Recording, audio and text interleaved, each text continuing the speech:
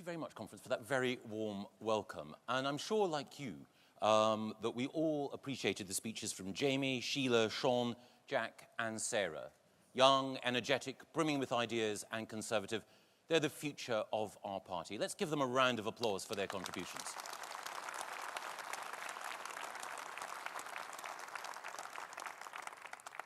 It's wonderful to be here in Manchester, speaking to you as Secretary of State for Environment, Food and Rural Affairs. And the fact that I'm on this stage this year is proof that this government is committed to recycling.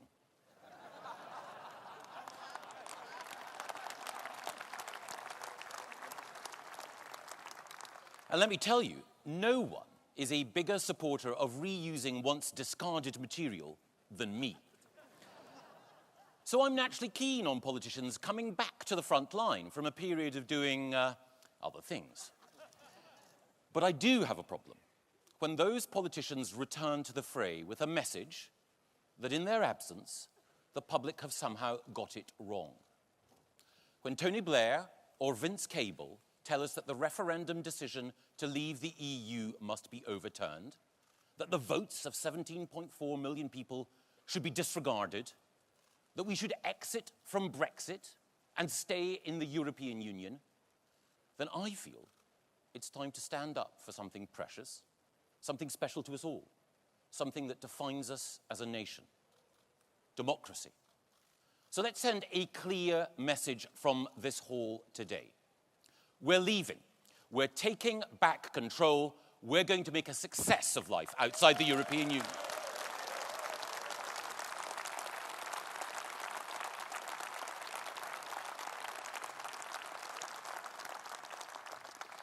And nowhere are the possibilities for progress greater than with the environment.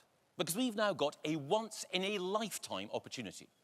For the first time in more than 40 years, we can together now determine our own environmental policies. We can do what we think is best to make our country cleaner, greener, and more beautiful. And for everyone who loves the natural world, these are exciting times. And that's why I feel privileged to be part of a great team at the Department for the Environment, Food and Rural Affairs. We're all determined to seize this moment. My colleagues, George Eustace, Therese Coffey, John Gardiner, Charlotte Vere, Nigel Adams, Kevin Hollinrake and Rebecca Pow are the Tory Green team. And we are fortunate to follow superb ministers such as Andrea Leadsom, Liz Truss, Owen Paterson, Caroline Spellman, Jim Pace, Rupert de Morley, Oliver Henley, John Taylor, Richard Benyon and Rory Stewart. Because they achieved a huge amount in office. But there is still so much more to do. Global warming threatens the balance of life on Earth. Plastics in our oceans, waste in our rivers, and nitrogen oxide in our air endanger our fellow animals and harm our children's health. Precious habitats, from ancient woodlands in our own country to the great green lungs of our tropical rainforests, are being lost, and with them, a home for threatened wildlife. And even as I speak, a Labour council is chopping down precious historic trees in Sheffield, hiding behind a PFI contract as it engages in wanton ecological vandalism.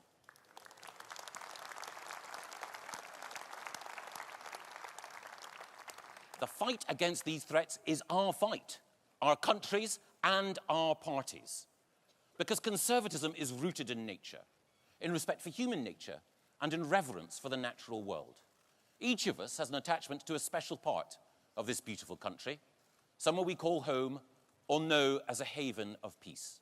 Some are enchanted by childhood memories of play, adventure, and exploration.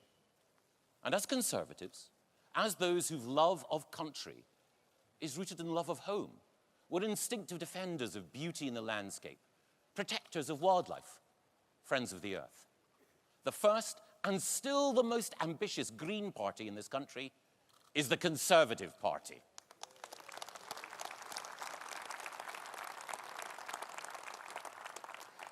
And leaving the European Union gives us the chance to secure a special prize, a green Brexit. Now, of course, there have been environmental rules which we helped develop while in the EU, which are important and which we must keep, indeed, where possible, strengthen. And we will want to secure an ambitious free trade deal with the EU, alongside other new trade deals, so that our great farmers can sell more of their wonderful produce. But now that we are leaving and taking back control, there are so many ways in which we can enhance our environment. Take the EU's common fisheries policy. It has been economically and environmentally disastrous. Lack of control over our own waters has gone hand in hand with drastic overfishing and the depletion of a wonderful, renewable, natural resource. Outside the EU, we can do so much better. And the EU's common agricultural policy has also been a failure, environmentally damaging and socially unjust. It's damaged natural habitats, hit biodiversity, and harmed wildlife. The number of farmland birds has reduced by more than half. Pollinators, such as wild and honeybees, have suffered a drastic decline in numbers. And our rivers and chalk streams have seen fish stocks decline and small mammals disappear. And on top of that, the Common Agricultural Policy has channeled hundreds of thousands of pounds of taxpayers' money to the already wealthy, simply because of the amount of land they have. That is plain wrong. And what makes it worse is that the CAP hasn't provided the right support to our farmers in their drive to improve animal welfare standards and enhance the environment. We've got the best farmers in the world, producing the best food in the world. But inside the EU, they are held back by bureaucracy, hampered in their efforts to get into new markets, and hindered in their ambitions to further improve our environment. Our rural communities need a new deal.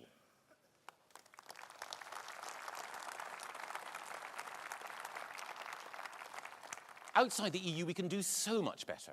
For a start, outside the common fisheries policy, there is a sea of opportunity for British fishermen. We can take back control of our territorial waters.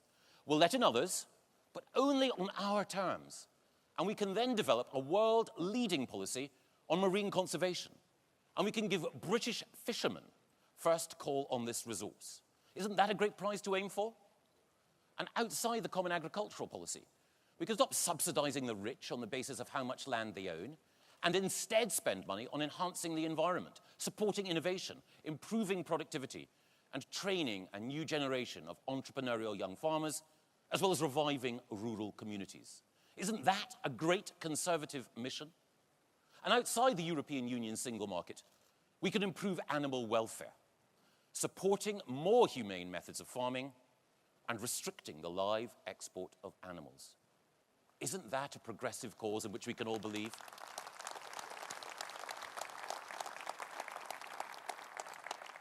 The opportunities to show leadership in respect for animal life, in restoring health to our oceans, and in farming sustainably are now all the greater because we've decided to be outside the European Union.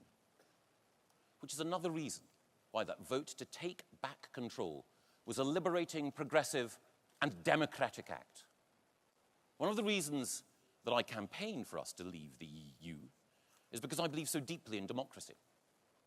Politicians should be held accountable for the promises that they make, and citizens should be able to decide their nation's destiny. That is the prize that we chose to seize last year with the referendum vote.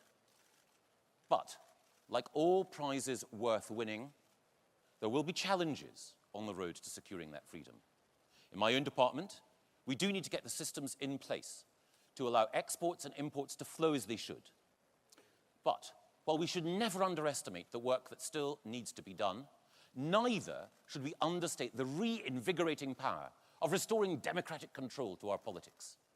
Inside the EU, ministers have been, and still are, prevented from acting as they think right, and as the people want.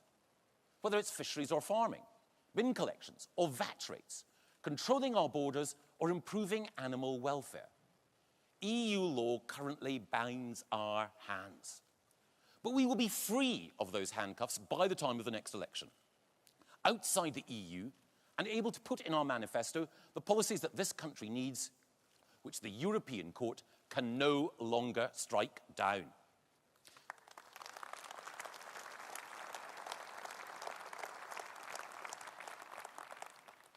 And let us pledge to use that freedom wisely, to better support the vulnerable and the voiceless, to fight injustice, and to build a country which everyone is proud to call home.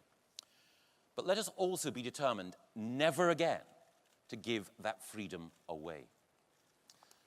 And of course, while we plan for the opportunities to come, it's vital that we start setting the direction of travel now. Which is why, since the election, we've been acting decisively and rapidly to show how determined we are to use every lever we can to improve our environment. That's why we've shown immediate leadership by demanding that our roads become greener and ending the sale of new diesel and petrol cars from 2040. That environmental leadership has resulted in car companies offering their own scrappage schemes to get rid of dirty diesels. It's meant that taxi firms like Uber have pledged to get rid of polluting vehicles well before that 2040 deadline, and now great British entrepreneurs like James Dyson are inventing new, cleaner, greener vehicles to meet global demand. And we've also acted decisively in protecting our seas. Plastic pollution has been slowly choking our oceans, and there's a need to act before fish and bird life are devastated. And so we have acted. The plastic bag charge has seen a massive reduction in demand, down 80%. And already this government has announced a ban on the plastic microbeads which pollute our seas.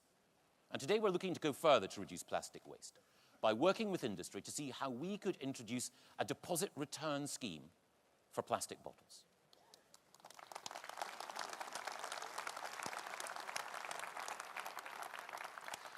Our oceans are our planet's greatest natural resource, and this government is determined to ensure that we restore them to health for the next generation. And on animal welfare, we will take the tough action necessary to deal with those whose callousness or greed inflicts pain and suffering on innocent creatures. At the moment, the maximum sentence for animal cruelty is just 6 months. I believe that when we face deliberate, calculating, and sadistic behavior, we need to deploy the full force of the law to show that we will not tolerate evil, which is why we will bring forward legislation to increase punishments for the most horrific acts of animal cruelty to 5-year sentences.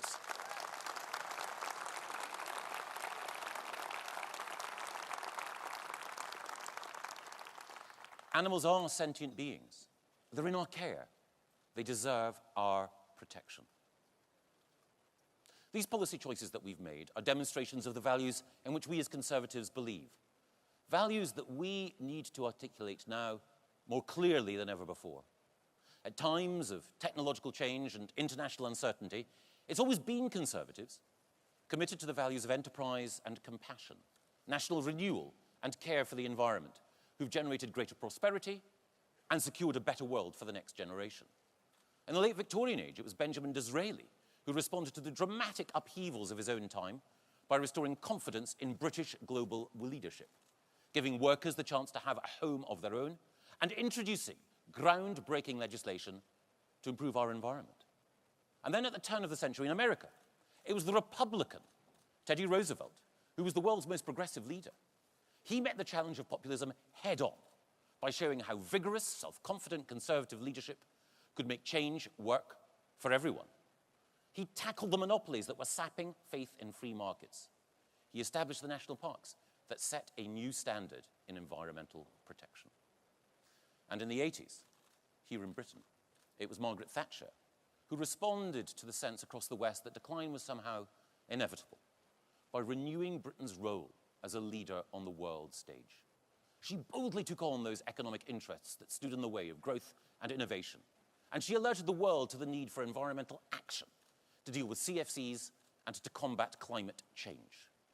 That is why I believe that we should learn from Benjamin Disraeli, Theodore Roosevelt, and Margaret Thatcher by demonstrating that it is through the democratic vitality of nation states that we can show the leadership necessary to build a better future for the next generation.